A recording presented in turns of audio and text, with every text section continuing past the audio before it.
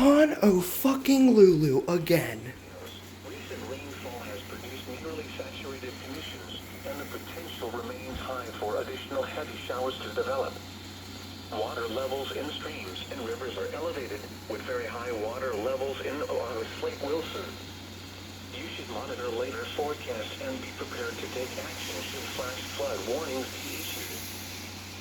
Wait, hold on. Flash flood watch? The tsunami